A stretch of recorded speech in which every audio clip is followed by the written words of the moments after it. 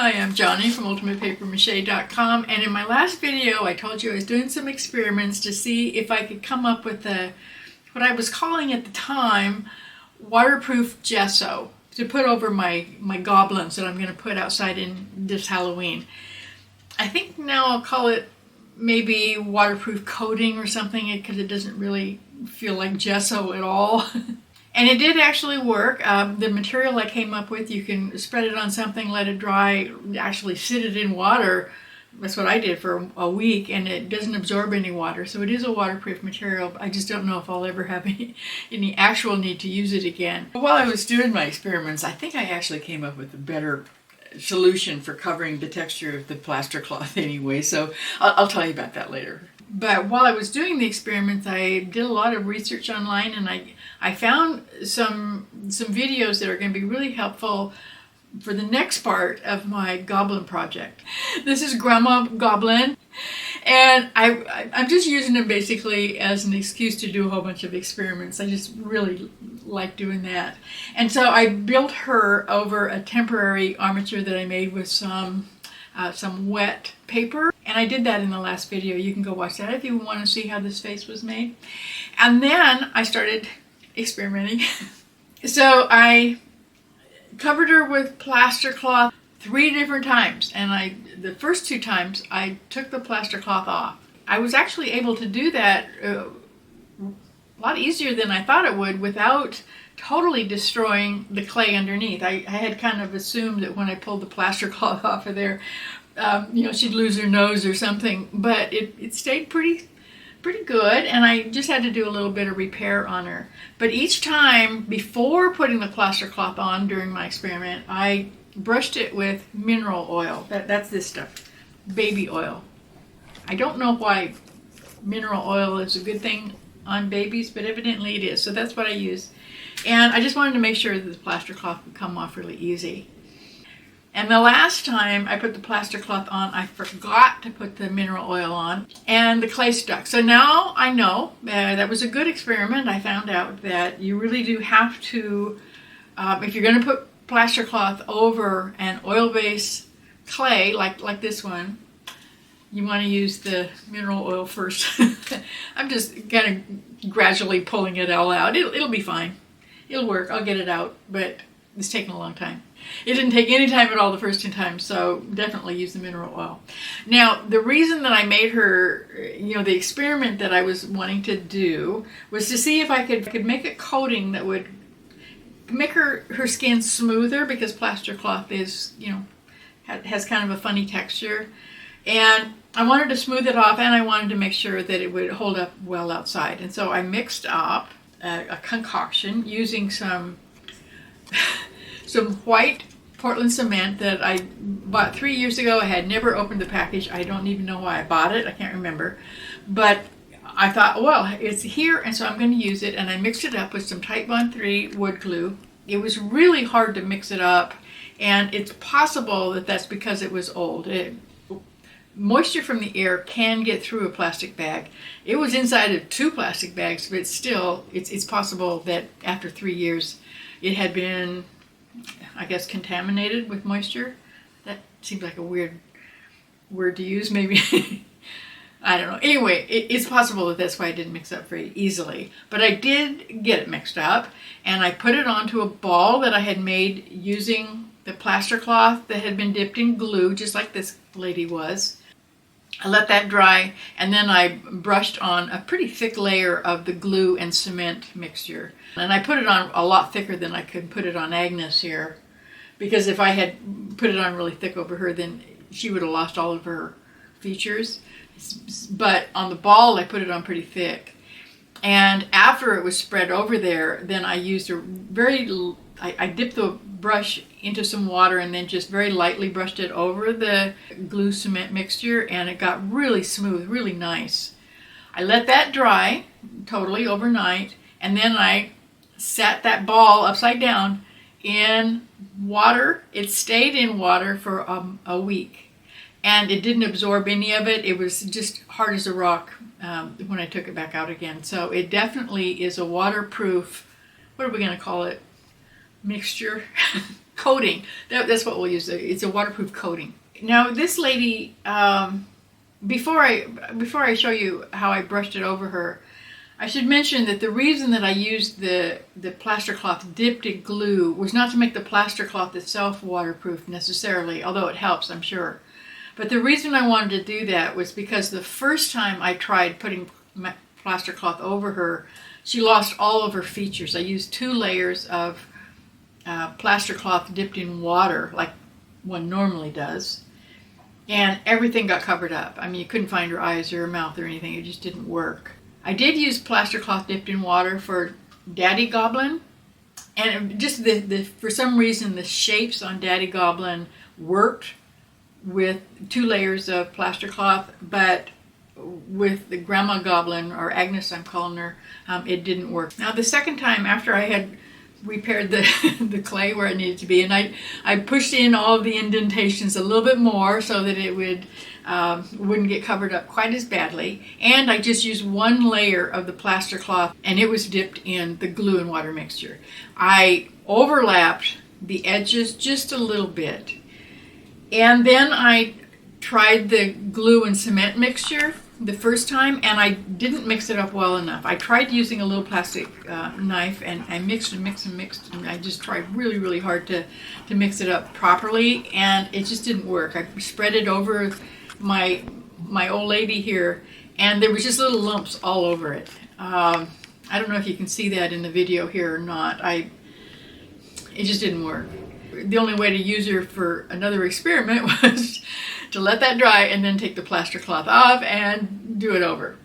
So she has changed a little bit over all those 3 different tries. The clay, every single time, it had to be repaired just a little bit, and so I did, and I had already changed her, like her smile is just a little bit different than it was in the last video when I showed you how I put the clay over that temporary form. So she's a little bit different, but not much. So now we got to the point where it actually did work. The cement and glue mixture did work the second time I tried it, and I was able to mix in the cement properly by using a brush rather than a knife, and I was just kind of smushing it along the edges, along the bottom of the bowl, mixed it a lot, and over and over and over again, and I finally did get a mixture that would go over without getting a whole bunch of lumps. Because I wasn't using it as thickly as I had over the ball, it didn't completely cover all of the indentations that come just naturally from the plaster cloth. And since this is a Grandma Goblin, I've decided that that's okay. I'm going to go ahead and keep it. I might do a little bit of repair. This piece of plaster cloth that I put over her nose looks like she's wearing a Band-Aid, which is a little strange, but I probably couldn't get away with that if I was doing a portrait of somebody. But for a goblin, I think it's going to work. But on the other hand, if I live with her for a little bit longer and decide that she's a little bit too lumpy, it's just too weird, I'm going to do something that I found will also work while I was doing all these other experiments. I was trying to find, like a coating that I could use to cover this up. And as you can see, it did make it waterproof, but it didn't actually give me the surface I was really looking for. I wanted something a little bit smoother, like the ball was when I did my original experiment. But that was just too thick, and it would cover up too many of her features. But what I did discover is, okay, paper mache. What I did on this ball, and I did test it, I put it in water for a day. I didn't have time to test it for a whole week, but I did for one day, and it was sitting in water. And what this is 1 ply of paper towels that was dipped in the glue and water mixture. Mostly glue, maybe 60%, 40% water. I didn't measure it. And I let it dry really completely, and then I set it in the water to test to see if it was waterproof. It does appear to be waterproof, and it's pretty solid on there. The paper towels make really cool wrinkles, and she's old, so that would be appropriate. It does cover the plaster cloth texture. I kind of like the wrinkles. So this might be what I'm going to do with her, but on the other hand, I kind of like it this way too, so we'll see. I've got plenty of time to figure it out. Oh, I made her her eyebrows using a mixture of that cement and this, what's it called? Acrylic fortifier mixed with water. And they were kind of fun. I don't think a real concrete person would recommend doing that, but but it worked. She's got some eyebrows. Now, the thing that I had hoped I would be able to experiment with, I actually got the idea from Venna's Nature's channel. I'm going to put a link to one of her videos right down below. She makes an outdoor clay that you have to use really, really fast because it's made out of plaster of Paris and white glue. And she lives down in either Arizona or New Mexico, I can't remember which one, someplace hot and dry. And she says that she can put the sculptures outside and leave them out there for for all year or two. And they won't be damaged by the water. Of course, they don't get very much water, but so I'm not sure that would work up here in Minnesota. And I'm also not sure why the mixture works at all, because neither white glue or plaster of Paris is waterproof. It just seems like a strange combination, but it is definitely working for her. And so I really wanted to try the Titebond wood glue with plaster of Paris instead of the cement. I just happen to have the cement in the house, that's why I used it. But I don't have any plaster of Paris in the house, and the local hardware store doesn't sell it. So I ordered some. It should have been here yesterday.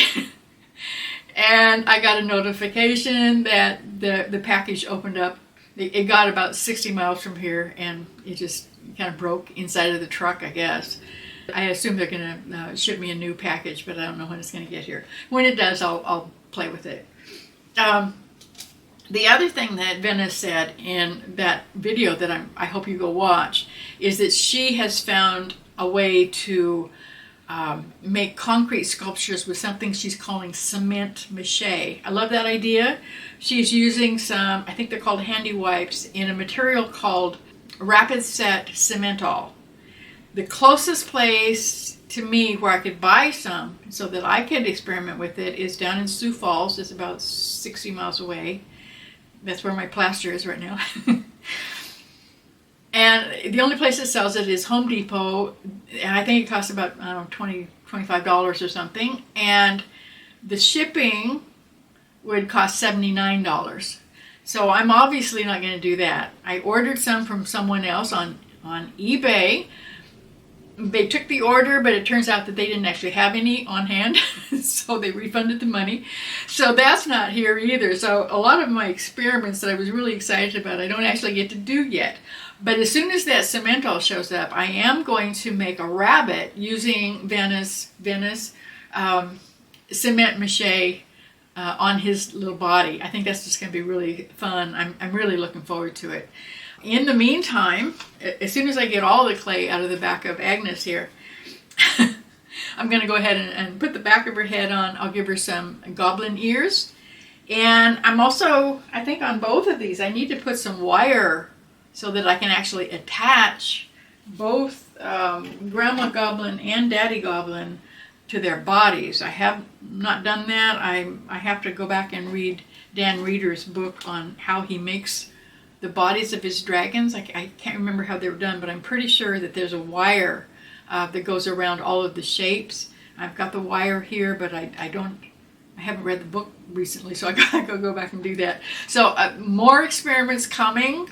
So watch for my next video, and in the meantime, go make something and come visit me, ultimatepapermache.com. I'll see you there.